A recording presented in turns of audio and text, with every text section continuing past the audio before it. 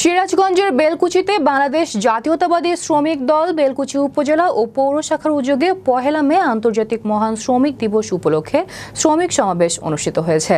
বৃহস্পতিবার বিকেলে চালা আদালত চত্বরে বেলকুচি উপজেলা শ্রমিক দলের সাবেক সভাপতি কেরামত আলী তালুকদার এর সভাপতিত্বে অনুষ্ঠানে প্রধান অতিথি হিসেবে বক্তব্য রাখেন বেলকুচি উপজেলা বিএনপির সাবেক সভাপতি কাজী জামাল উদ্দিন ভূঁইয়া। বিশেষ অতিথি হিসেবে বক্তব্য রাখেন বেলকুচি উপজেলা বিএনপির সাবেক আহ্বায়ক নুরুল ইসলাম গোলাম, সিরাজগঞ্জ জেলা বিএনপির সদস্য মাহমুদুল হাসান সান্টু, বেলকুচি উপজেলা বিএনপির সাবেক সদস্য সচিব অধ্যক্ষ আব্দুল মান্নান সরকার। অনুষ্ঠানে প্রধান বক্তা হিসেবে বক্তব্য রাখেন বেলকুচি উপজেলা বিএনপির সাবেক সদস্য সচিব মোহাম্মদ বনি আমিন।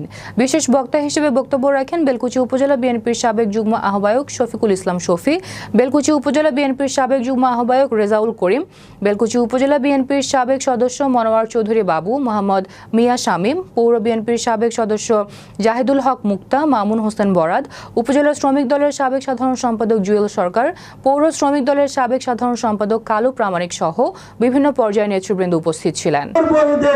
নতুন করে তো এই ফ্যাসিস্ট সরকার আওয়ামী লীগের নেতারা এই দেশে স্বাধীনতার ডাক দিয়ে ওই ইন্ডিয়াতে আপনি আরামায় এসেছিল।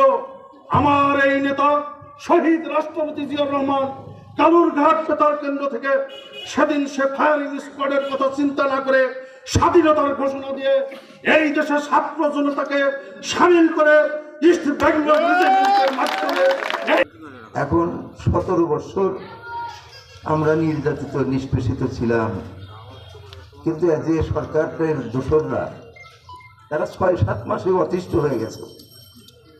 ১৭ বছর তো দূরের কথা, ৭-৮ মাসেই তারা অতিষ্ঠ। তারা কেমন করে আবার ক্ষমতায় আসবে, কেমন করে তাদের সেই পলায়নরত যা তাদের প্রধানমন্ত্রী তাকে নিয়ে তারা স্বপ্ন দেখছেন যে আগামীতে আবার তারা তাকে নিয়ে সরকার গঠন করবেন, এই দেশ পরিচালনা করবেন। তো এখন এদেরকে আর কি দিয়ে বোঝাবেন?